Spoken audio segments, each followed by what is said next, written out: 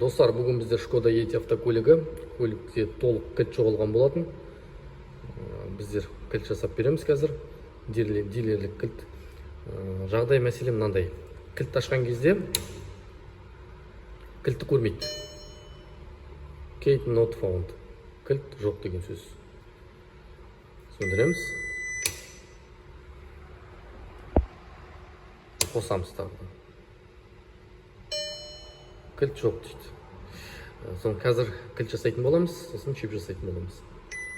Чипті мына катушка антенна қоямыз. Жаңа кілтті көрмей тұрмын деген сообщение шықты. Енді сондай бола ма, болмай ма көрейік. Кілтті аштық. Чипті көрді. Ключ не найден деп, ана key not found деген ошибка жоқ. Бұл енді ошибка тормоз, SRS, MSRS деп шығуы мүмкін, себебі жүрек приборда қосылмағандықтан. Осылай міне кілт жасадық.